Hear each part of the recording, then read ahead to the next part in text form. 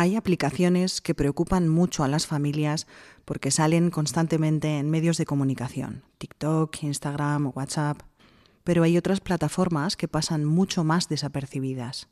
Y precisamente por eso muchas veces son todavía más difíciles de detectar y supervisar, porque muchos adultos ni siquiera saben realmente cómo funcionan. Hoy quiero hablarte de 3 aplicaciones especialmente presentes en adolescentes: Discord, Twitch y Telegram.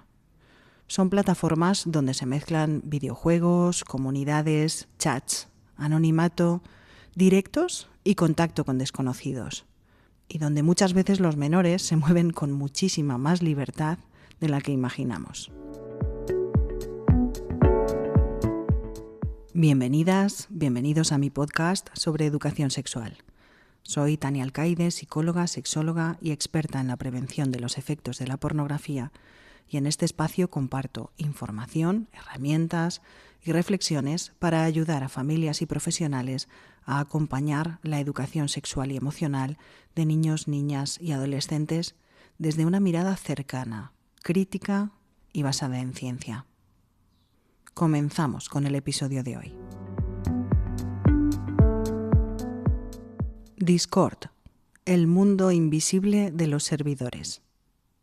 Muchas familias creen que Discord es simplemente una aplicación para jugar, pero dentro hay muchísimo más. Discord nació vinculada al mundo gamer y es un servicio de mensajería ideal para todos aquellos usuarios que desean formar parte de una comunidad, en este caso la de los videojuegos, y reunirse con personas que tienen intereses afines. Pero es muchísimo más que todo eso. Es una plataforma donde los adolescentes hablan por voz, escriben mensajes, crean comunidades, comparten archivos, hacen videollamadas y participan en servidores públicos o privados. Y aquí está una de las claves. Muchas familias no saben qué ocurre dentro de esos servidores, porque en definitiva Discord funciona como si fueran pequeños mundos privados. Y en esos mundos se genera contacto con desconocidos, lo que nos puede llevar al grooming. Hay contenido sexual o violento que pueden visionar. Se puede utilizar, de hecho se usa, lenguaje extremadamente tóxico. Incluso se da, sobre todo en las chicas, el acoso en estas comunidades gaming. Y también aparecen grupos donde la radicalización es una premisa para entrar y permanecer. Y además es que existe una falsa sensación de seguridad, porque como parece un espacio relacionado con videojuegos, pues muchas familias dejan de supervisarlo. Muchos adolescentes sienten que están entre iguales, aunque realmente no saben quién hay detrás. ¿Qué pueden hacer las familias con esta aplicación?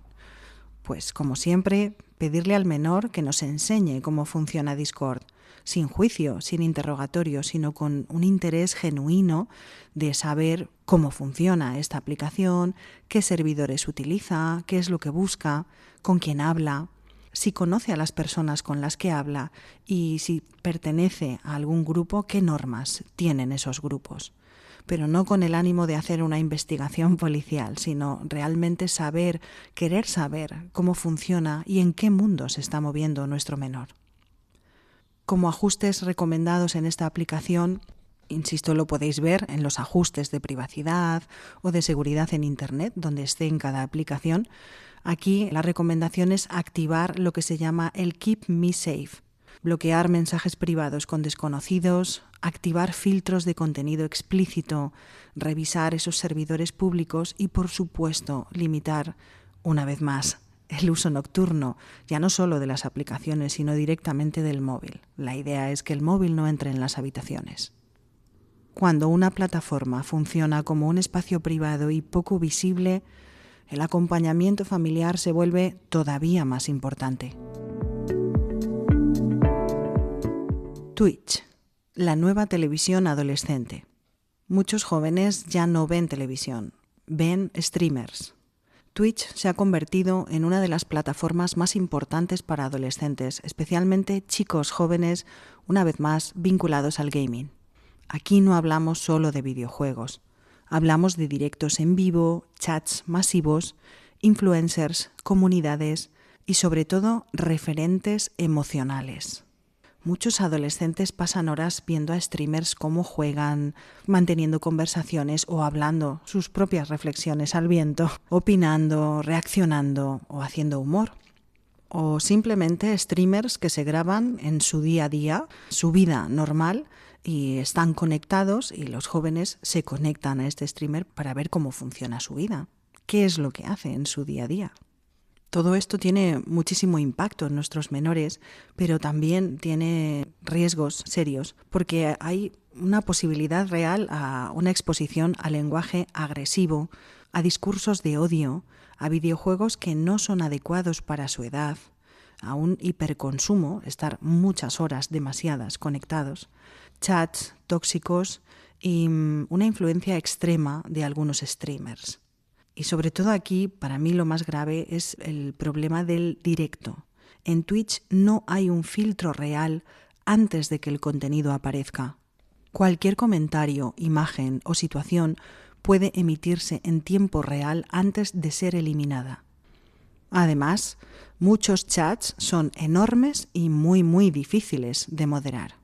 Así que estos streamers se convierten en los referentes de nuestros jóvenes y la realidad es que muchos adolescentes pasan más tiempo escuchando a ciertos creadores de contenido que hablando con adultos de cosas de verdad. ¿Qué pueden hacer las familias con esta aplicación? Creo que lo más importante puede ser conocer qué streamers siguen, revisar qué videojuegos consumen, hablar sobre el lenguaje y el comportamiento de esos grupos, de esos chats, supervisar esos chats, por supuesto, ver quién participa, en qué términos se participa, activar filtros y una vez más establecer horarios.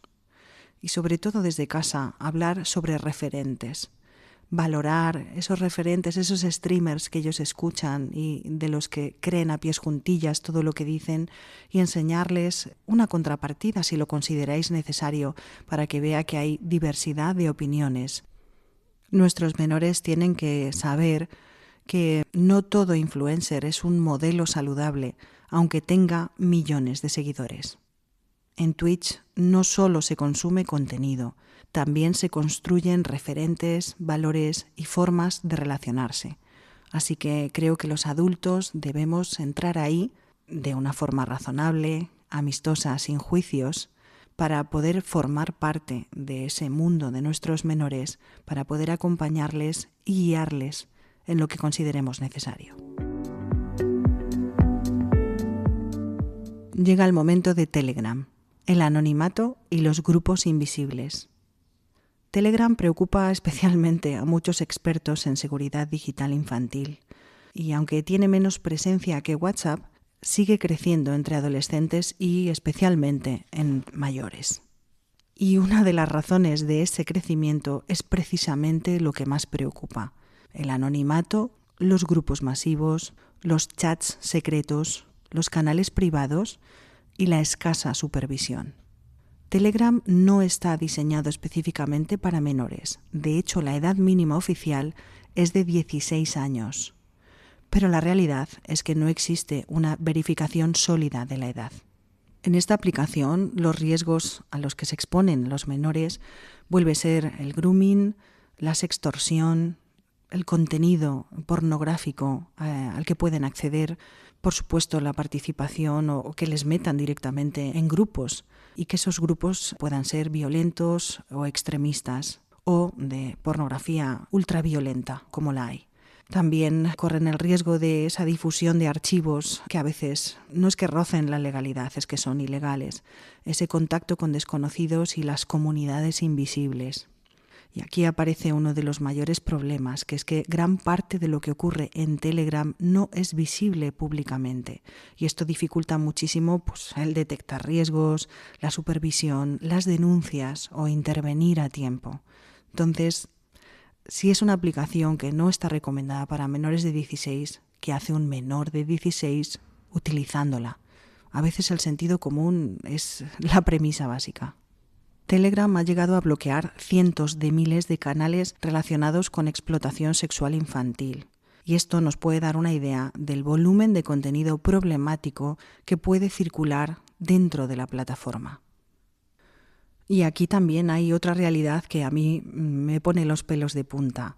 Los menores están mutando sus formas de consumir pornografía. Ya no tanto, aunque sí lo siguen haciendo, consumen en las plataformas de contenido adulto, entre comillas, porque es pornográfico. Hay muchos jóvenes que ya están consumiendo pornografía a través de estos grupos de Telegram. Y el problema es que si lo que ya aparece en las plataformas es violencia, es una brutalidad, el contenido que se comparte en relación a la pornografía en Telegram es peor, es violencia extrema. Y esto, como siempre digo, da para otro podcast porque realmente aquí hay un riesgo bastante serio. ¿Qué pueden hacer las familias? Como decía antes, retrasar el uso de Telegram todo lo posible, idealmente hasta los 16 años. Y si ya lo utilizan, pues revisar la privacidad, ocultar número y foto, impedir invitaciones automáticas a grupos, desactivar la descarga automática de archivos, revisar los canales y los grupos de los que forma parte y evitar los chats secretos. Pero sobre todo, como siempre digo, hablar muchísimo sobre el anonimato y la manipulación, porque muchos adolescentes creen que si no muestran su nombre están seguros y, por desgracia, pues esto no es así. Cuando una plataforma dificulta tanto la supervisión, el acompañamiento familiar se vuelve aún más importante. Muchas familias sienten que no pueden seguir el ritmo de la tecnología, y es verdad, las aplicaciones cambian constantemente, pero no hace falta saberlo todo. Lo que hace falta es estar presentes, es preguntar, escuchar, interesarse, porque Internet hoy forma parte del lugar donde nuestros hijos crecen, se relacionan y construyen su identidad. Y si nosotros desaparecemos de ahí, otros van a ocupar ese espacio. La educación digital ya no es opcional, es parte de educar. Gracias por compartir este rato conmigo. Si este episodio te ha hecho reflexionar, te invito a suscribirte y a compartirlo con otras familias, docentes o profesionales. A veces una conversación a tiempo puede marcar muchísimo la diferencia. Y si tienes dudas o temas que te gustaría que tratara en próximos episodios, ya sabes, puedes dejármelo en comentarios o escribirme directamente. Nos encontramos en el próximo episodio.